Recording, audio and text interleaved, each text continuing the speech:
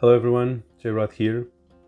Well, COVID just messed a bit with my plans in terms of video recordings, so this video will be a bit different, something that I never did, a top 10 of my current wish list of Lego sets that I want to buy.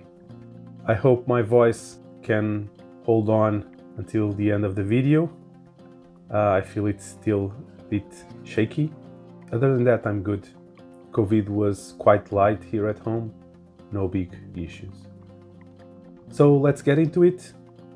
And I'm starting by cheating already and having some runner-ups before we go into the real top 10. So let's get into it. The first one is from Lego Architecture, the Skyline of Singapore. It's the Skyline that Lego released this year, the only one, and I have all the other Skylines, so this was a no-brainer, although I don't think it's an incredible Skyline, not one of the best they released, for sure, but it's pretty cool, and for me to complete the collection, it's a no-brainer that I want to have it. The next one is the brick sketch of Miles Morales. I have already all the brick sketches released before. It's a line that I really like, much more than Brickheads, and this one for me is amazing. The way that they did the hoodie around Miles Morales' head, it's really interesting.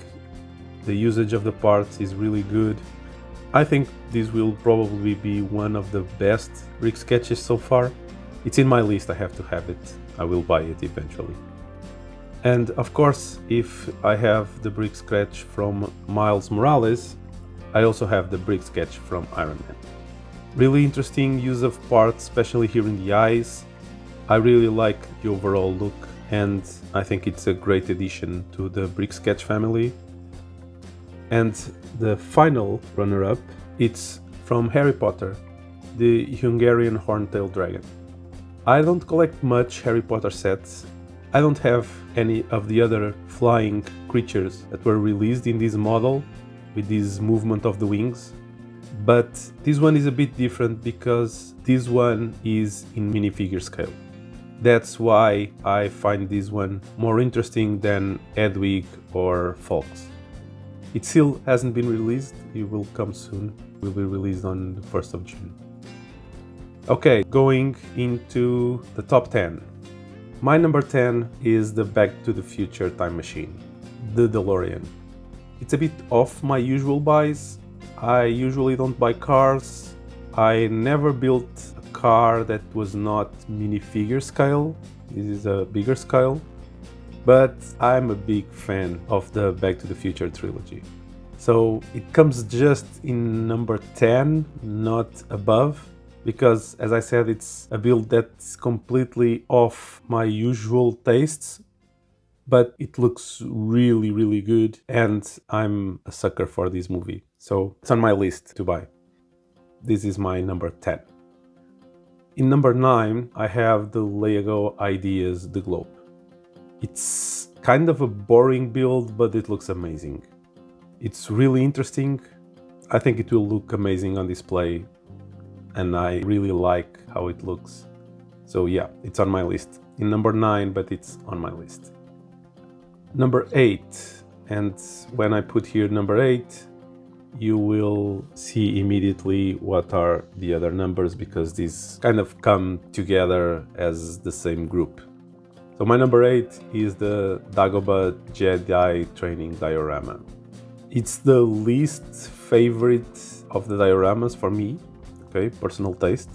I know that a lot of people won't agree with me, but I do like Yoda's hut and this wing of Luke's ship drowning on the swamp in Dagobah. And I really like the do or do not, there is no try, the quote that they associate with this scene. Really interesting diorama. You know, I love the diorama series. The Jurassic Park one was the first time I did a day one buy, and I already reviewed it. I will put the link in the description if you want to check that review. And these dioramas from Star Wars were not a first day buy, but they are on my list. So in number 8 there's the Dagobah Jedi training diorama. In number 7 comes the Death Star trash compactor diorama. I find it more interesting than the Dagobah one, especially because it has the mechanics to really compact the trash compactor. I love the quote, and it has a really good set of minifigures. It even has hidden behind C-3PO and R2-D2 minifigures. And as I don't usually buy LEGO Star Wars sets, this one brings me a lot of minifigures from the get-go. So in number 6, and again I know this is not consensual, my favorite one is this Death Star Trench Run diorama. It has a bunch of detail, and I love how the ships are done in this micro scale. I love micro scale buildings, you already know this, that's my favorite scale for architecture sets, for instance. And I love that they could pack this scene inside such a small build. So it's really interesting and I really like it. Okay, 5 to go.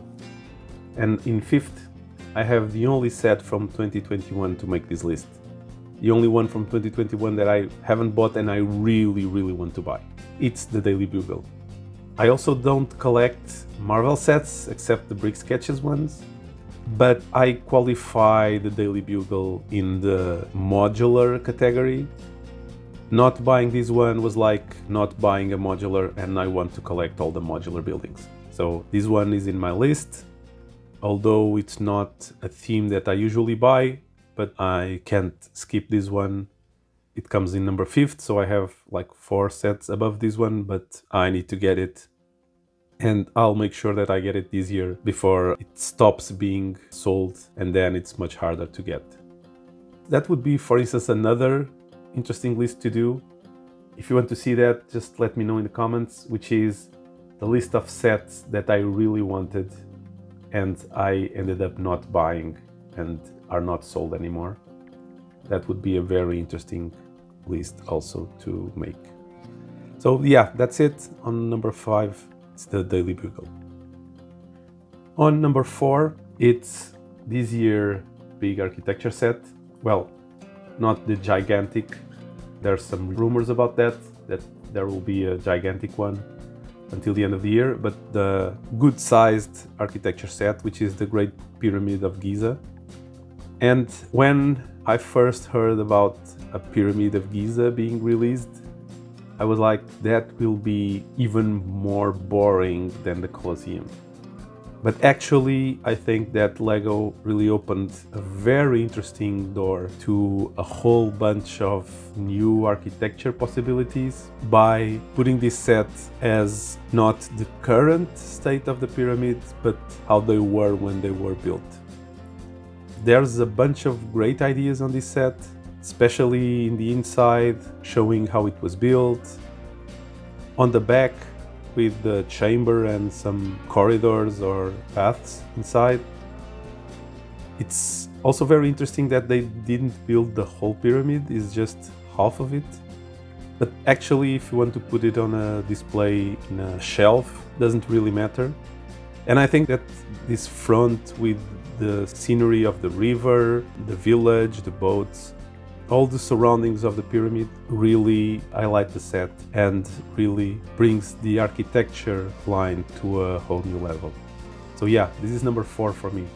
Really looking forward for this one. It also releases on the 1st of June. Number 3, and this will probably be a surprise for you. So number 3 for me is a 3-in-1 creator set.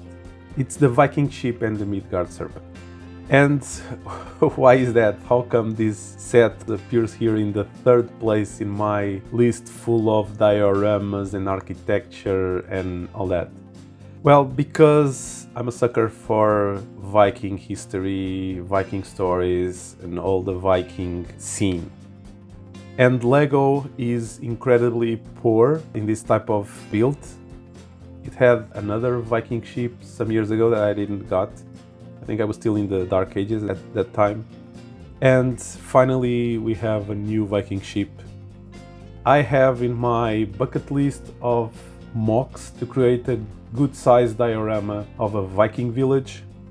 And I think that this boat will be an incredibly good starting point to that mock.